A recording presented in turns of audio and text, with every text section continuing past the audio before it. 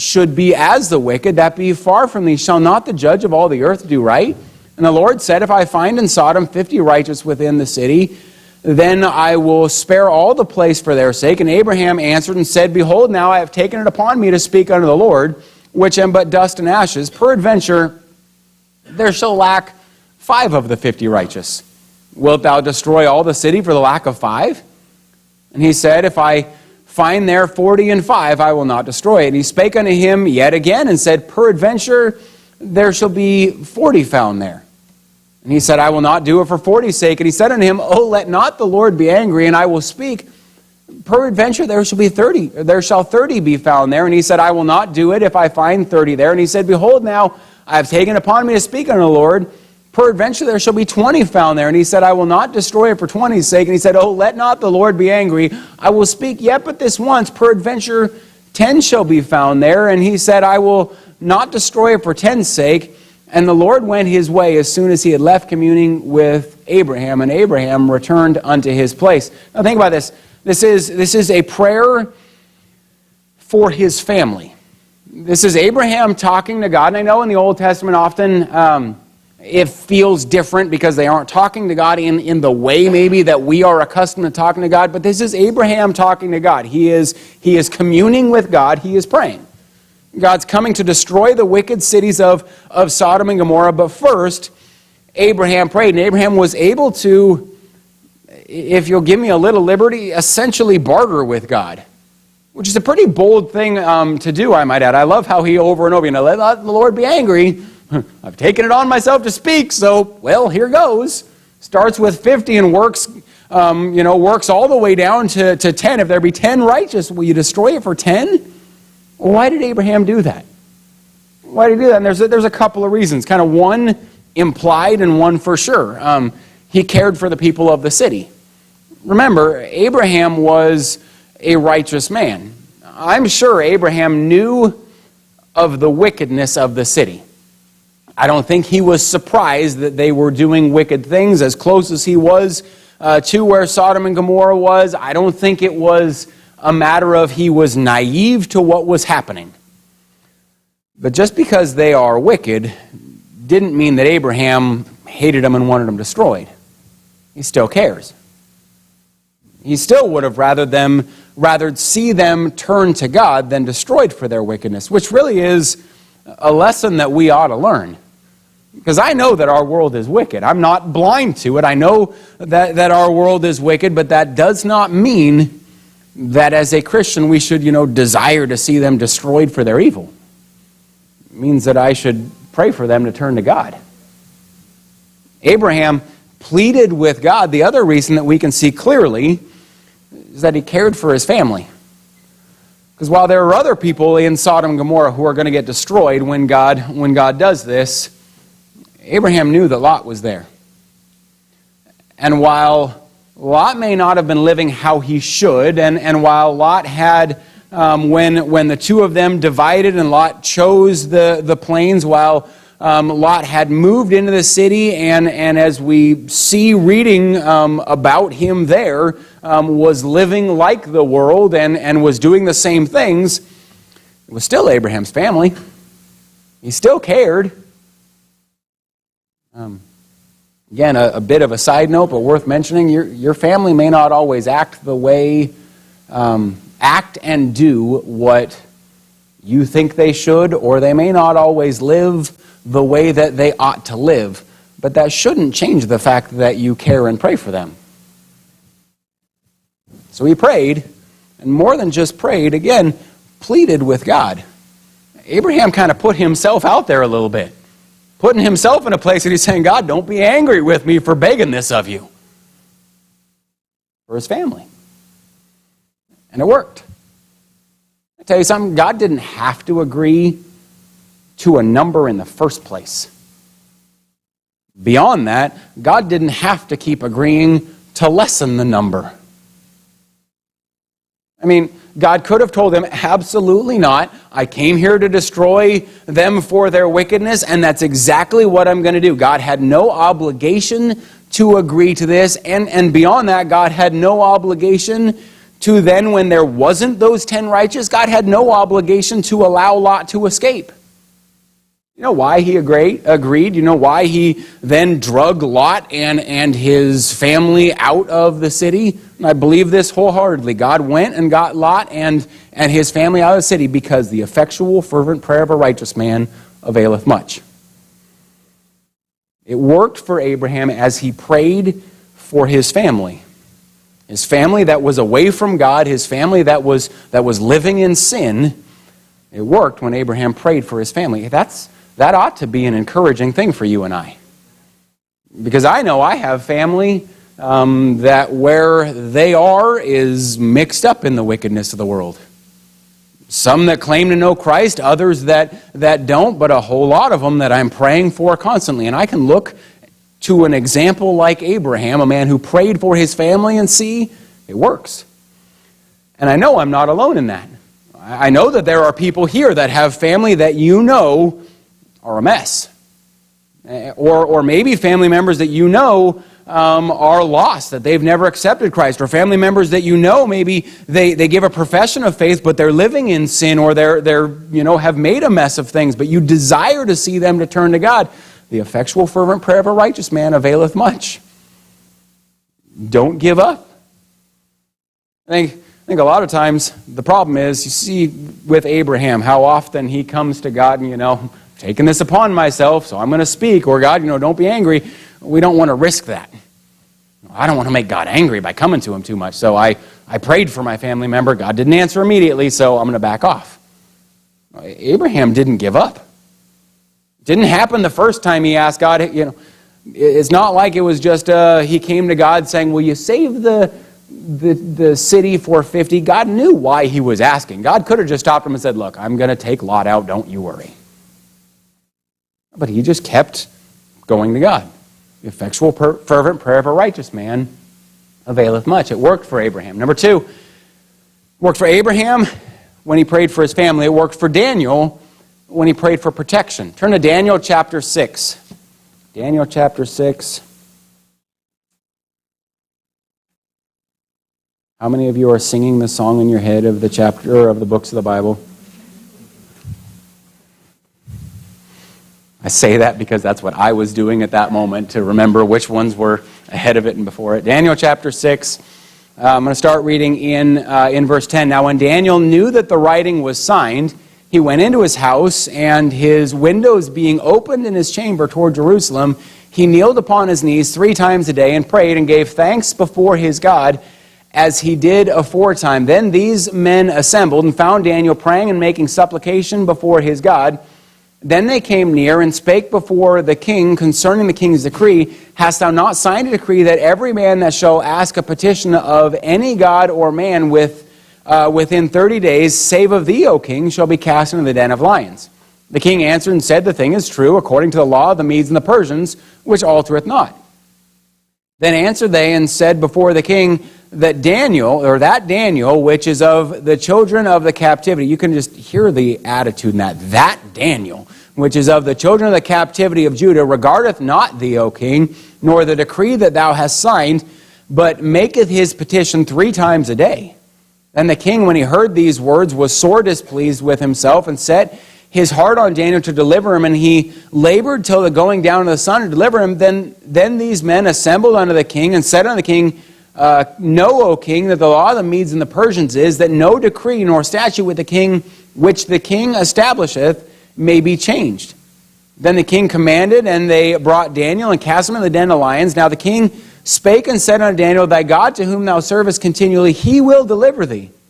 And a stone was brought and laid upon the mouth of the den. The king sealed it with his own signet and with the signet of his lords, that the purpose might not be changed concerning Daniel. Then the king went to his palace and passed the night fasting. Neither were instruments of music brought before him, and he slept, and his sleep went from him. Then the king arose very early in the morning and went in haste unto the den of lions. And when he came to the den, he cried with a lamentable voice unto Daniel. And the king spake and said unto Daniel, Daniel, O servant of the living God, is thy God whom thou servest continually able to deliver thee from the lions? I'm going to go ahead and read 21, 22. Then said Daniel unto the king, O king, live forever. My God has sent his angel and has shut the lion's mouth, that they have not hurt me. For as much as before him innocency was found in me, and also before thee, O king, have I done no hurt. Daniel, a man who is living for God, and as we know, is hated for it. Never thought about it much until kind of studying for this message. And I read a couple of commentaries that hinted at this idea that it's very likely these men, these princes who go to the king to get this decree signed, are quite possibly some of those same young men that were taken at the same time as Daniel. Remember, Daniel and all the choice young men were taken captive and brought to Babylon to be taught in the way of the Babylonians, with the thought that if they indoctrinated them long enough, then they could have them to lead their own people in the Babylonian way. Well, it obviously worked. If that's the case, that's who these men are, well, then it obviously worked, because these would have been the same scared boys who were given the portion of the king's meat and brought into the king's teaching. And this guy Daniel that refused to conform and is making us look bad and kind of makes some enemies at the time, but unfortunately we can't find anything he does wrong, except he refuses to conform to the ways of the world. He just keeps being godly. Let's just make a law against that. To which Daniel did what he always did. He prayed. He didn't panic. He didn't run away and hide in his house. The Bible even tells us he goes and prays with his windows open. It's not like well, I'm still going to serve God, but I'm going to close my windows and hide that I'm doing it. He didn't close the blinds and pray in secret. He did as he always did, and it worked. God shut the mouth of the lions. When you think about this, he prays, so they throw him in the den of lions. By all accounts, this should have been a horrible thing. Because lions are just big cats. And cats don't just kill their prey. Miss Kingston just tonight showed me a picture of a rat that her cat's caught. And she told me the cat's just sitting there batting it around playing with the thing. Because that's what cats do. Like they don't just kill something, they play with it first. Okay, think about that, a giant cat. This isn't going to be a quick, painless death.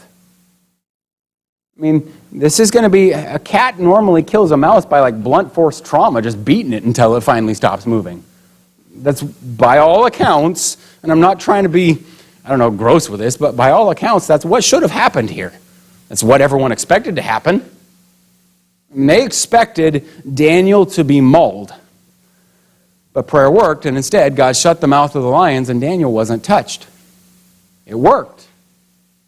God turned the king's heart. Now I know the king already liked Daniel and immediately was trying to figure out a way to kind of get around this, but it changed the king's heart. I'm not going to, for time's sake, have us read through it all again, but it changed his outlook on God. If you read that again on your own time, you started out, he talks about Daniel's God.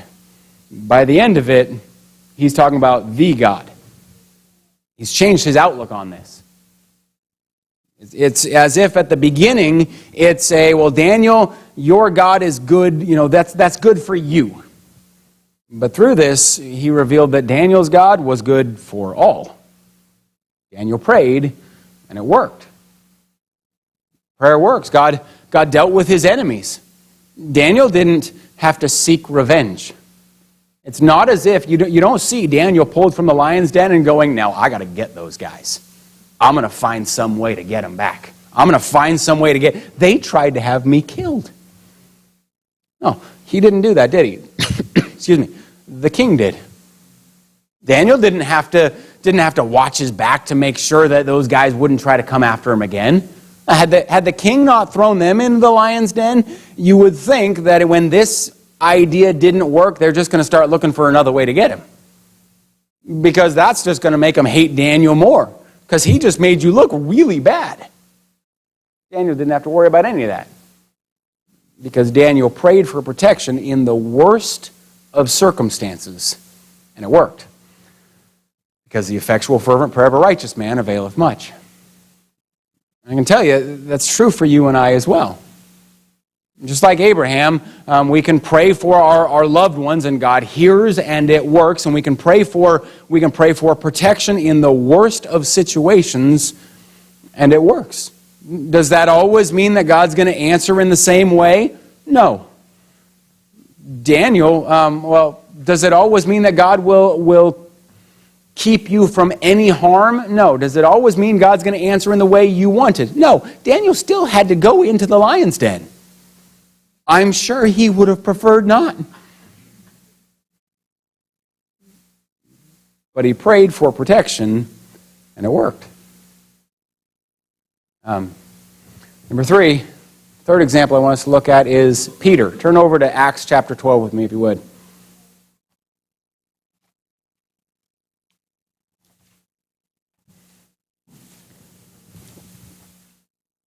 Acts chapter 12, I'm going to start reading in verse 1. Now about that time, Herod the king stretched forth his hand to vex certain of the church, and he killed James, the brother of John, with the sword. And because he saw it pleased the Jews, he proceeded further, which that ought to tell you something about the spiritual situation of the Jews right there, that he kills James, the brother of John, and it pleases the Jews. He proceeded further to take Peter also. Then were the days of unleavened bread, and when he had apprehended him, he put him in prison and delivered him to the 4 quaternions of soldiers to keep him, intending after Easter to bring him forth to the people. Peter, therefore, was kept in prison, but prayer was made without ceasing of the church unto God for him. And when Herod would have brought him forth the same night, Peter was sleeping between 2 soldiers, bound with 2 chains, and the keepers before the door kept the prison. And behold, the angel of the Lord came upon him, and a light shined in the prison, and he smote Peter on the side and raised him up, saying, Arise up quickly. And his chains fell off from his hands, or fell off from his hands. And the angel said unto him, Gird thyself, and bind on thy sandals. And so he did. And he saith unto him, Cast thy garment about thee, and follow me.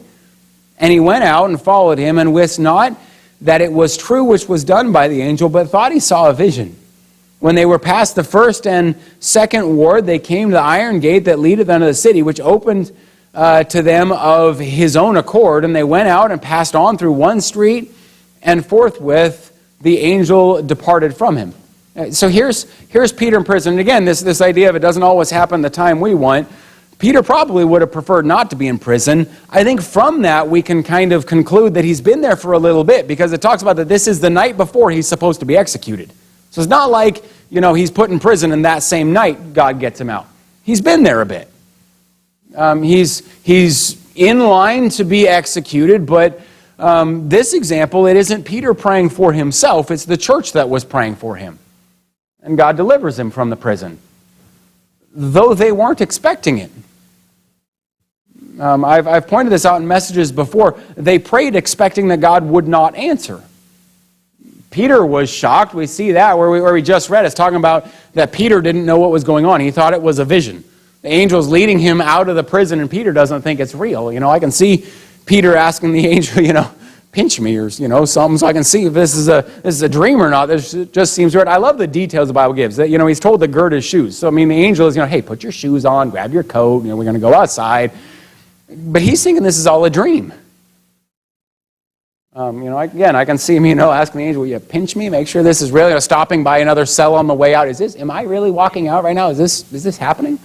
Now, Peter was shocked. The church didn't believe it. They're praying that God would deliver Peter, not thinking that God would actually do it. Again, by this point, he's probably been in there for a little bit. Tomorrow's the day he's supposed to be executed. They're at the point they're thinking, okay, well, we've been praying. God's not answering. I know we didn't read all the way through it, but the angel leads him to the street, disappears, so Peter decides, well, I don't know what else to do. Let's go to church. Knocks on the door, and the girl opens the door and doesn't believe it's Peter because, we're praying for Peter. He's in prison. It can't be Peter, so she shuts the door in his face and leaves him outside. The one's praying for Peter to be released, and when she goes and tells the people in the church, they're thinking she's crazy. She's been here praying too long. She's sleep deprived or something. She's seeing things out there. Well, they're praying for him to be released from prison and don't even believe it'll happen. But it did. It works. Peter was delivered. Prayers were answered because the effectual, fervent prayer of a righteous man availeth much, even when we sometimes doubt that God will answer, he does. Now, here's the reality of it. I could take us this evening through tons of biblical examples of people who prayed and it changed their life. As I said, the passage that we started in, James chapter 5, gives one example of Elias, and then we've looked at three others. We just looked at three out of countless in the Bible, but I believe those three show us exactly what we need to see tonight. Simply this, that prayer works. God hears, God answers, it availeth much, if we'll use it. If we'll use it. I can have the greatest tool in the world in my garage. But if I never bring it out of my garage, it does no good at all. It only works if I use it. We have prayer, which we can see example after example, biblically and historically, that it works. But it does no good if we won't use it. So I'm going to kind of wind down the message this way. You want help for your family? Pray. It works. You want to see people saved, turning from their wicked way? Pray. It works. You want to see protection from this world? Pray. It works. You want deliverance from some trial that you're going through? Pray. It works. Let's pray. Lord, I pray that you will help us to grasp a hold of this. Lord, I don't know. I know every person in here maybe is in a different place right now and facing different things. And I obviously couldn't cover every different scenario and every example biblically that we can see proof that prayer works, Lord. But I pray that you'll help us to take this message tonight and see in the area that we need it. Prayer works. But it only works if we'll put it to use. Lord, we have the privilege and the ability to bring our requests to you. Lord, help us to take advantage of it. I pray this in your name. Amen. All right, why don't you stand with your heads bowed and your eyes closed tonight. Prayer